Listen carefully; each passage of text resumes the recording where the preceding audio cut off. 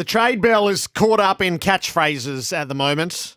Take it to the bank and not as silly as it seems. It feels like you've caught on absolutely to the concept here in what you've been pinging through as texts and as emails to put before Sam Edmund. Hello to you, Sam. Hello, Jared. I love our new catchphrase for 2021. Not as silly as it seems, because let's be honest, we shouldn't be shocked by much anymore, if anything, Jared. So plenty happening around the periphery. Let's see, if you don't mind, drill back into the situation at Richmond that we touched on yesterday. So North Melbourne has won the race for Callum Coleman-Jones. Should, as expected, he tell Richmond that he wants a fresh start. Now, Coleman-Jones, Jared, he will accept a 4-year contract at the Kangaroos if he parts ways with the Tigers. So Gold Coast had come really hard for the Richmond ruck forward. They tabled a 5-year deal for Coleman-Jones, but he's chosen North Melbourne. So there were some reports that the Kangaroos had also matched Gold Coast's offer and put a 5-year offer down in front of the 22-year-old Tiger, but the contract at North Melbourne is for 4. So the Tigers could also lose Mabior Chol, unrestricted free agent, although he is yet to tell rival clubs of his decision. Now, the Gold Coast offer for Chol will most likely end up being a 4-year contract, a flat 4 years. So the Tigers, they're fighting hard to keep Coleman-Jones at Punt Road. We touched on this yesterday. At the moment, just got the 2-year contract for him to share. But look, 9 games, 4 years, Nankervis, Soldo, Lynch, Rewald, all still in front of him. He's just craving more opportunity. He enjoys life in Melbourne, and I think North Melbourne loom as probably a better fit, arguably, for him, where Todd Goldstein's 33, he's 4 years the senior of his son's counterpart and co-captain Jared Witts, and Coleman-Jones is a ruck forward, not a forward ruck. So it's been a busy off-season so far at Richmond, highlighted by Trent Cotchin handing over the captaincy. The retirements of Asprey and Hooley could be followed by the acquisition of Daniel Talia from Adelaide.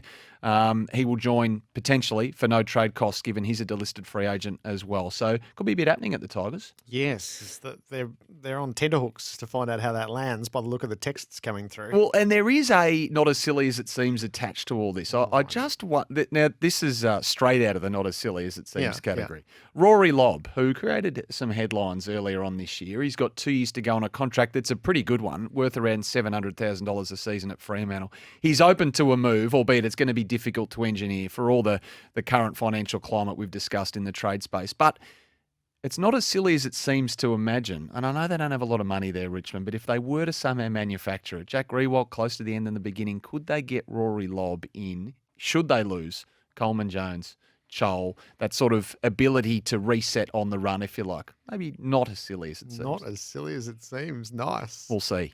Hey, Port Adelaide defender Tom Cleary's had a couple of nibbles from rival clubs. Not a name we've heard a lot of in recent times, Jared. Certainly around the trade space. 110 games at the Power. Really a regular from 2017 to 2020, but he lost his place late this year, and a couple of clubs have come tight kicking on him. He broke his jaw in round 9 against the Dogs. He came back, but he fell out of favour right at the business end of the season, and he was overlooked. So a couple of clubs have reached out, but at this stage, again, a bit like the Rory Lobb situation, financially hard to see. He's got 2 years to run on a contract. It's back-ended as well, so it's pretty good money for the next couple of years for Tom Cleary at Port Adelaide. So again, given the climate, hard to see another club taking that on, albeit they could offer him a little bit more and smooth it out. But again, difficult. But clubs are tie kicking on him.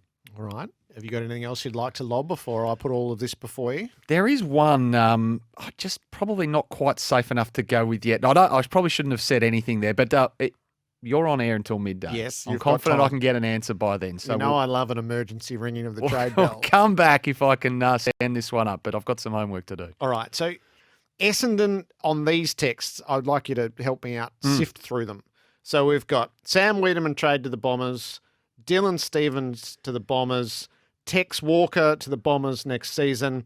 Hearing the Bombers are into Sam Powell-Pepper. That's a lot of pieces around Essendon and what you're texting through. What do you do you have any feel for what's going on around Essendon? Everything I hear from Essendon directly is that they're going to the draft. That's what they tell me. Now that I take that to mean that free agency might be an open possibility, and they might, Jake Kelly's clearly going across. Mabior Chol's been linked, and many other names that have been mentioned. So free agency is a factor, but I've been told by Essendon themselves that they are determined to go to the draft. Now, Sam Wiedemann has just gone quiet, to be honest. A lot of people think that if anything is to happen there, it'll be really late in the trade period. Someone might just come at the end with a late offer, and he might look to move. Really no movement at the station with Sam Wiedemann at the moment. Could Andrew Gaff be a trade target for a club? I don't think so. No, I don't think so. He took up the option, obviously, to stay under that unique contract that Paul Connors had put down in front of him, exactly like the one for Josh Kelly up at GWS. I'd be pretty surprised, although they're really tight, though, West Coast as well. You know, we said a lot about Sydney and Collingwood last year as well. They've got a situation where they've got Josh Kennedy and Shannon Hearn really keen to play on, but they're trying to move money around. Vardy's had to leave, Rotham.